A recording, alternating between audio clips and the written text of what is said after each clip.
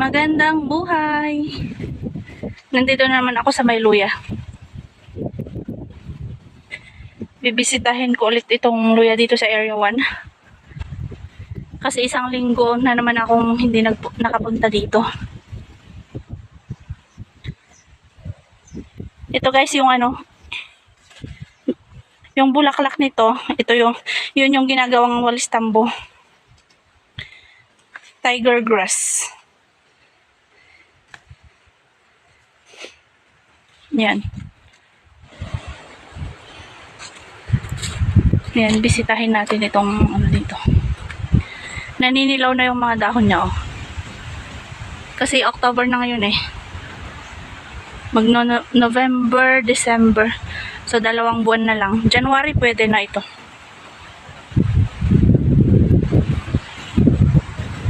Yan. Naninilaw na yung dahon. At yung laman niya, yan, nahuhubaran na. Ayun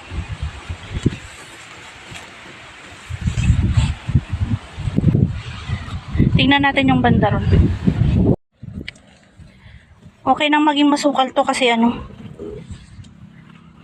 ayan, para pang takip niya. Pag umaraw ito,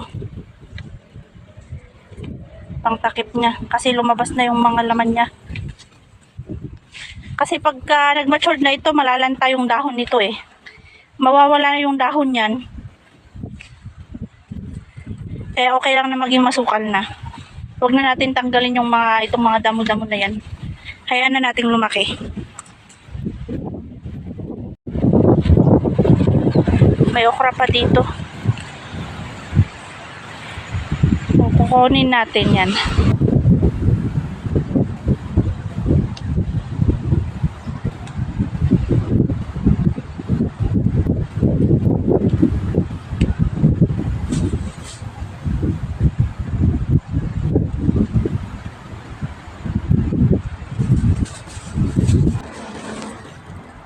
Ayan na yung ating luya.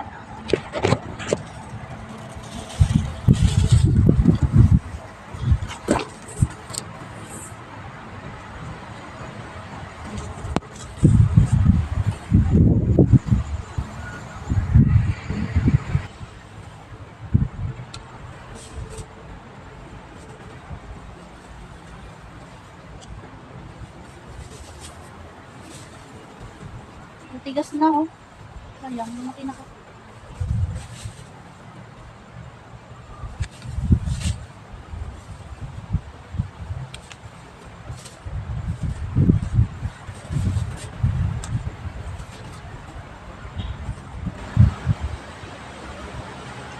Maganda yung nandito sa ilalim. So silipin natin.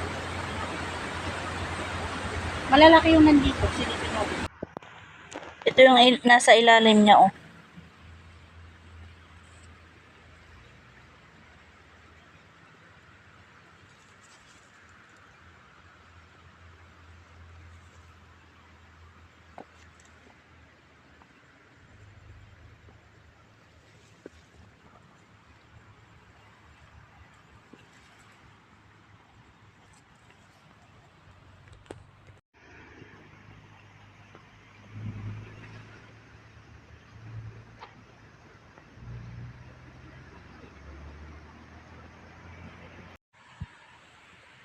Tingnan natin yung laman nito.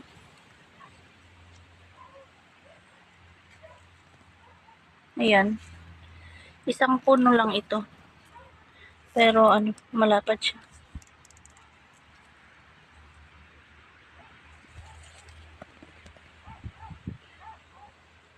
Yung banda dito, maganda rin yung niyan.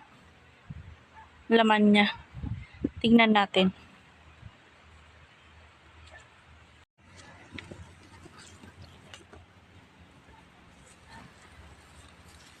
Malinis sa sa ilalim niya.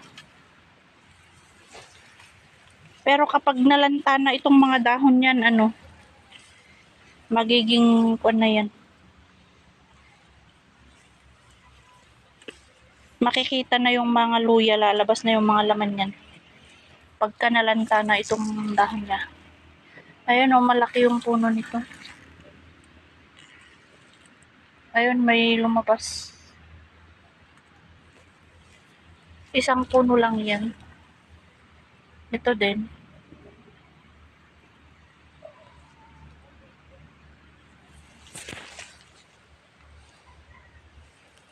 So, tignan natin yung banda rito. Ito, may lumabas din dito. Ayan.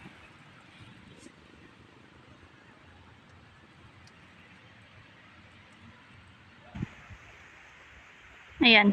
Dito banda maganda dito. Maganda rin dito. Malinis yung ilalim nito eh. Tignan natin. Silipin natin yan. Ayan. Malinis. Ito kasi, dito kasi banda, malago ito eh. Kaya walang damo sa ilalim kasi, ayan, mayabong yung ano, dahon niya. Kaya kapag tinignan mo sa ilalim, ayan, malinis. Tapos yung laman niya, mabas-labas. Ito, isang puno lang yan eh. Hanggang doon sa may ano. Yan, kapag binunot natin yan, nasa ano yan? 4 to 5 kilos yan. Tapos kapag nag-matured pa yan, kasi mas mabigat ang timbang kapag nag-matured ang luya. Kapag nag-matured pa yan, baka nasa 6 kilos yan, hindi lang 6 kilos yung isang puno. Kasi mabigat kapag yung matured na siya. Yan, maganda sa ano, maganda sa ilalim nito.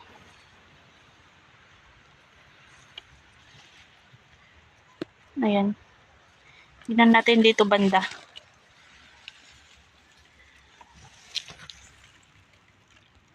Guys.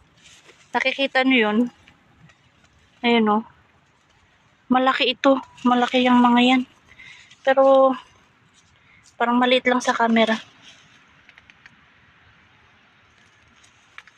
Ayan o. Lapitan natin yung banda ron.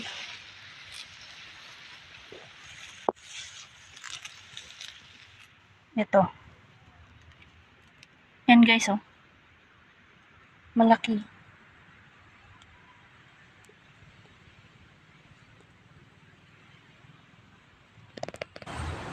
Tingnan nyo guys, ganito siya kataas guys.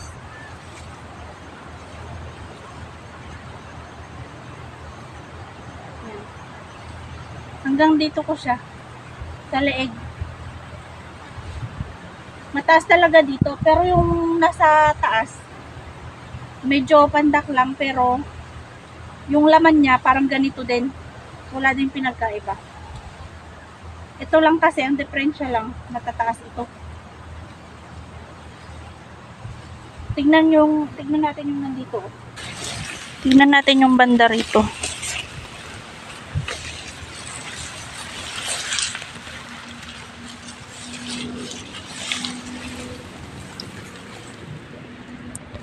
Ayan.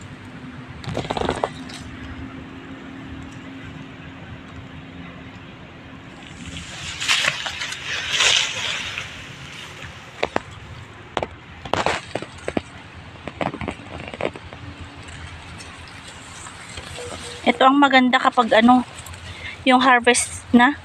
I-harvest na. Doon na magandang mag-video-video. At saka ano, maganda na ring i-live yun pag yung harvest. Harvest na natin. Ang ano niya oh. Malapad yung laman.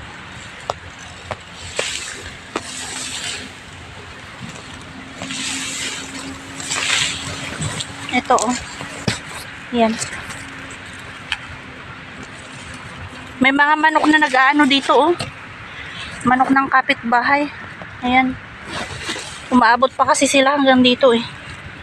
Kasi malapit lang to sa may bahay. Dito banda, hindi yan mataas. Katulad nito, mababa lang ito eh. Pero kung titignan mo yung laman niya,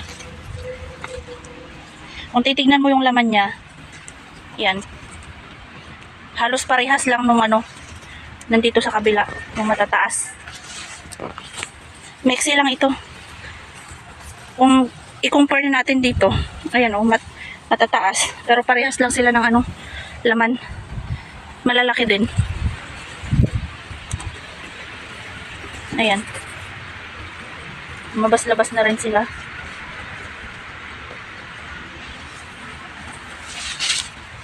So, malapit nang mag-matured ang ating luya.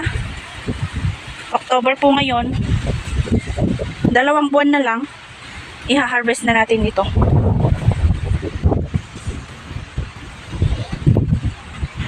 Kaya mag-subscribe na kayo guys para updated po kayo sa January kapag na-harvest na po natin ito.